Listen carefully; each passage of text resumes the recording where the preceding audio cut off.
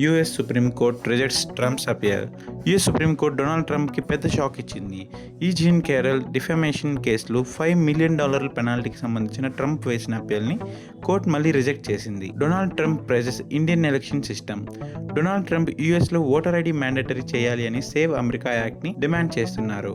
ఇందుకోసం Indian election కమిషన్ని ఎగ్జాంపుల్గా తీసుకొని 646 మిలియన్ ఓటర్స్ ఉన్న ఇండియాలో ఫోటో ఐడితో ఎంత ట్రాన్స్పరెంట్గా ఎలక్షన్స్ జరిగాయో రిఫరెన్స్గా చెప్పారు. US ambassador backs Indian voter ID model. ఇండియాలో యుఎస్ అంబాసిడర్ సిఆర్ కుగర్ ఇండియా యొక్క ఓటర్ ఐడి సిస్టమ్ని గట్టిగా సపోర్ట్ చేశారు. యుఎస్కి ఇండియా ఓటర్ ఐడి సిస్టమ్ ఒక మంచి ఎగ్జాంపుల్ అని, ఇది రాజకీయ అంశం కాకుండా మ్యాండేటరీ ఐడెంటిటీ సెక్యూరిటీ అని చెప్పారు. Biocon gets US FDA approval. Biocon ఫార్మాకి యుఎస్ ఎఫ్డిఏ నుండి పెద్ద అప్రూవల్ లభించింది. క్రోనిక్ ఇన్ఫ్లమేటరీ కండిషన్స్ కి వాడే Yesintek single dose auto injector కి ఎఫ్డిఏ గ్రీన్ సిగ్నల్ ఇచ్చింది.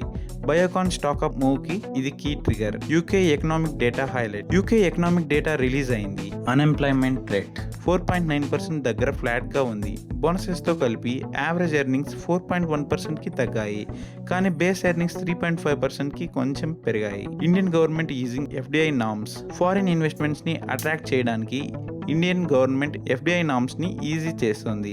Up to 15,000 crore FDI proposal కి సిసిఏ అప్రూవల్ లేకుండా క్లియర్ చేసేలా కొత్త క్యాబినెట్ నోట్ రెడీ చేశారు. ఇది లాంగ్ టర్మ్ లో మార్కెట్ కి చాలా positive. Government restricts clear float glass import. Domestic ఇండస్ట్రీని ప్రొటెక్ట్ చేయడానికి క్లియర్ ఫ్లోట్ గ్లాస్ ఇంపోర్ట్ ని ఫ్రీ కేటగిరీ నుండి రిస్ట్రిక్టెడ్ కేటగిరీకి మార్చారు. సిఐఎఫ్ వాల్యూ 34,000 per MT కంటే ఎక్కువ ఉంటే తప్ప రిస్ట్రిక్షన్ అప్లై అవుతుంది.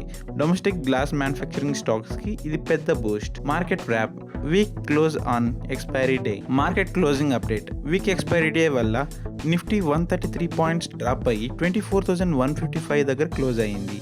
సెన్సెక్స్ 493 పాయింట్స్ పడిపోయింది.